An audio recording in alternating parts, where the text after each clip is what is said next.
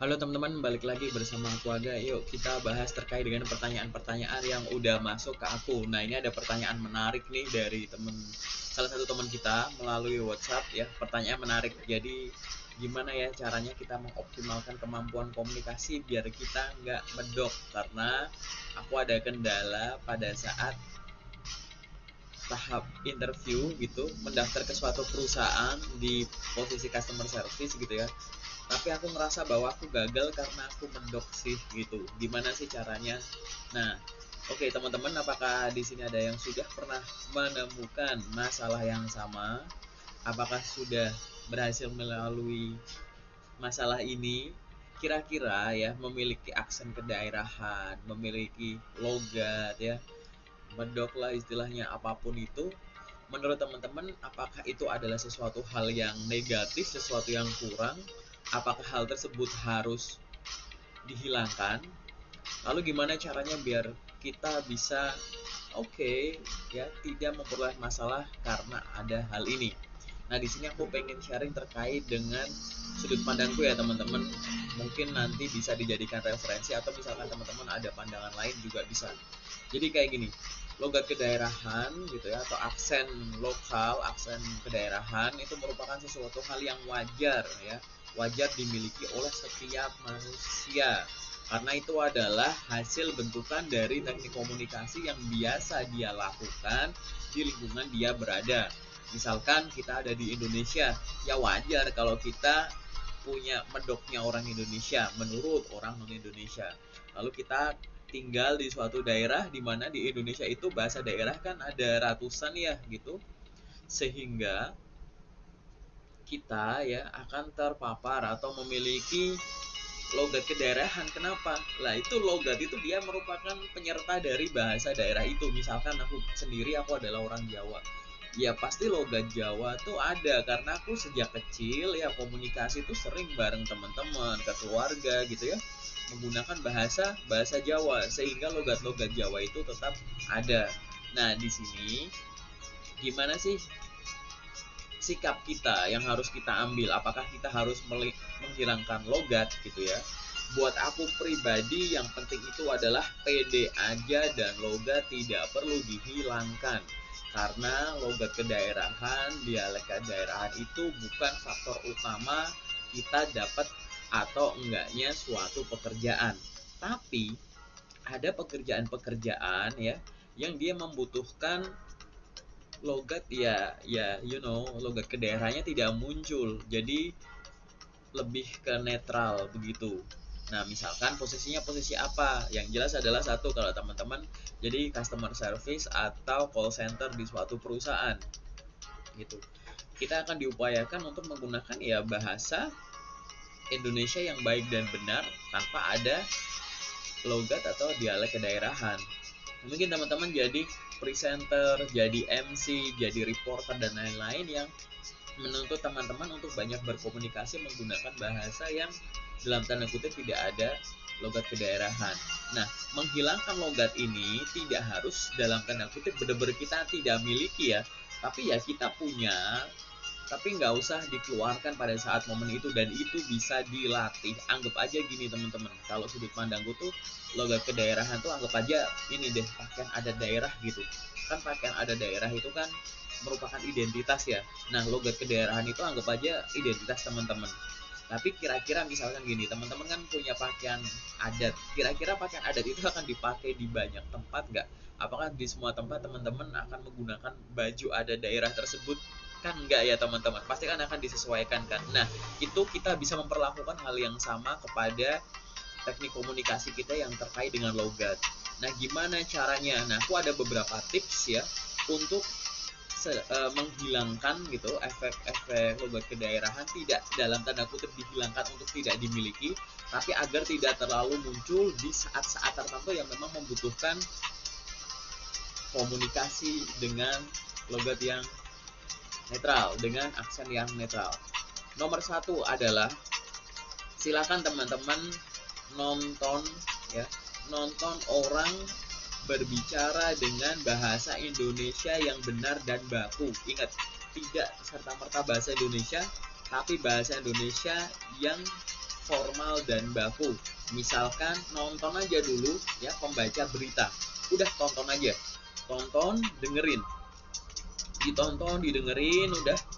Nah setelah teman-teman merasa oke, seperti ini, coba jangan cuma satu orang, beberapa orang, bisa laki-laki bisa perempuan gitu, coba. Atau misalkan apa, motivator semacam itu, silahkan didengarkan ya, biar kita tahu.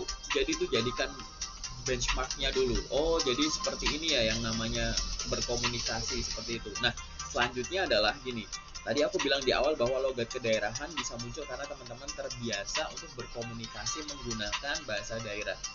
Nah sekarang coba teman-teman secara gradual gitu ya, secara bertahap, coba tingkatkan waktu atau durasi teman-teman per hari untuk menggunakan bahasa Indonesia baku dan formal. Tapi kak, aku di lingkunganku ya, aku ngomong sama orang pakai bahasa daerah, gimana dong? Kalau gitu silahkan ngomong sendiri, silahkan bicara sendiri, dengerin sendiri, record sendiri gitu. Kalau nggak ada teman praktek nggak masalah. Caranya gimana? Ada banyak cara. Misalkan teman-teman cari artikel, cari koran, ingat ya koran berita aja paling gampang. Silahkan teman-teman coba baca secara lantang. Jadi salah satu tipsnya tadi yang nomor pertama itu kan adalah silahkan cari referensi biar teman-teman ada gambaran simulasi gimana sih namanya komunikasi formal menggunakan bahasa Indonesia yang baik dan benar. Aku yakin referensi ini pasti tidak memiliki logat kedaerahan. Yang nomor dua adalah coba tingkatkan kesempatan teman-teman untuk komunikasi dengan bahasa Indonesia yang baik dan benar. Karena kalau teman-teman bisa berkomunikasi dengan bahasa Indonesia yang baik dan benar gitu ya, pasti logat ini tuh akan menyesuaikan. Karena sebenarnya logat itu ada triknya. Nanti aku akan coba alihkan ya di video yang lain terkait dengan pembahasan ini lebih detail yang hubungannya dengan teknik vokal. Jadi unsur-unsur yang ada di teknik vokal. Tapi paling enggak adalah teman-teman coba praktekkan sendiri dulu gitu untuk berkomunikasi dengan bahasa Indonesia yang baik dan benar. Coba dipraktek aja, baca koran tapi secara lantang.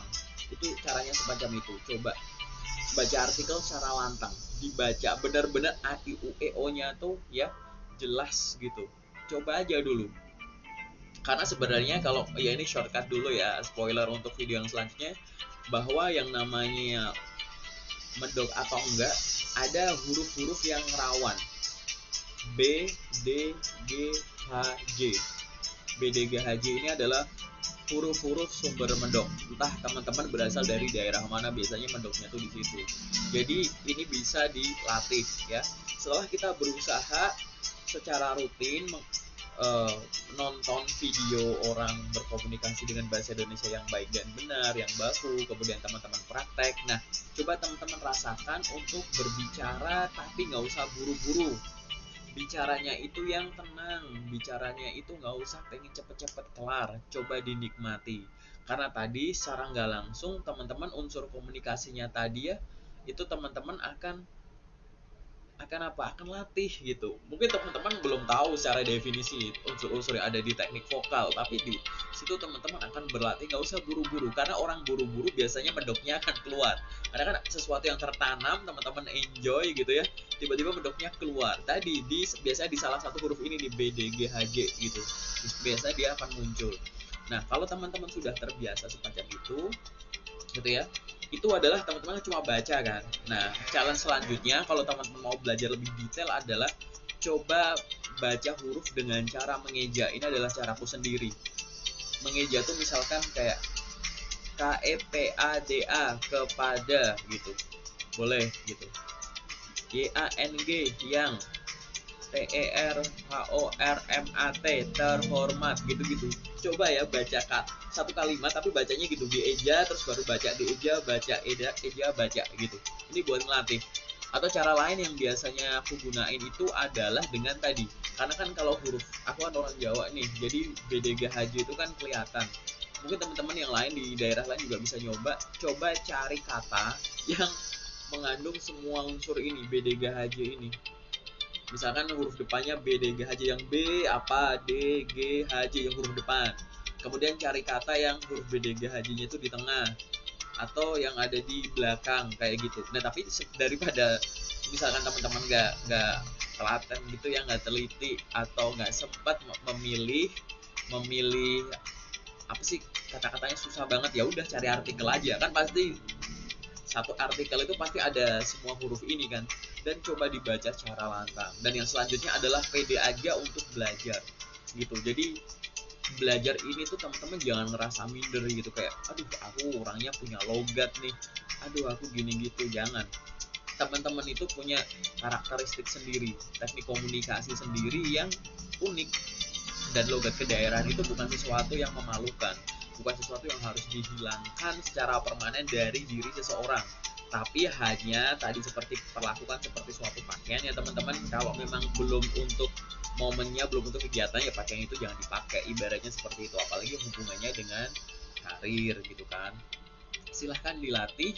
Pokoknya intinya tuh paling simpel adalah cari sosok inspiratif, kemudian praktek menggunakan bahasa Indonesia, coba sambil bayangin si figur ini, kemudian coba belajar mulai dari tadi ya spelling, pengejaan kata, terus kemudian mulai dari baca satu kalimat simple, dieja-eja terus kayak gitu sampai teman-teman baca satu artikel bahasa Indonesia yang rutin, sehingga durasi dalam satu hari, durasi teman-teman ngomong bahasa Indonesia dan durasi teman-teman ngomong pakai bahasa daerah masing-masing itu nggak timpang gitu. Nah nanti lama kelamaan dialek daerahan tersebut akan hilang gitu. Nanti tahap selanjutnya adalah silahkan teman-teman boleh pelajari terkait dengan teknik vokal. Mungkin di video selanjutnya aku akan sharing sedikit ya terkait dengan teknik vokal secara dasar, nanti teman-teman boleh belajar.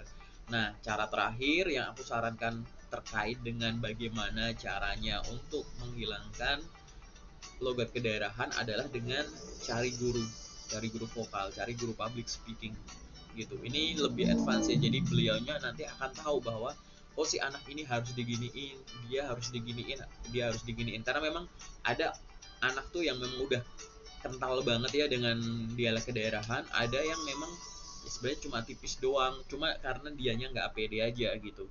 Nah paling sekian dulu ya dari aku teman-teman terkait dengan pembahasan gimana caranya kita bisa menggunakan dialek kedaerahan maupun menghilangkan dialek tersebut secara bijak untuk mensupport kehidupan profesional kita.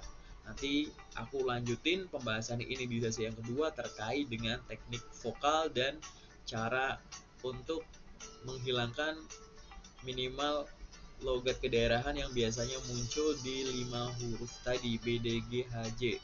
Oke, thank you dari aku. Terima kasih juga buat teman kita nih yang tadi nanya lewat WA. Semoga teman-teman di sini bisa ada gambaran ya, semoga terbantu. Silahkan mulai untuk mencoba. Demikian dari aku, terima kasih.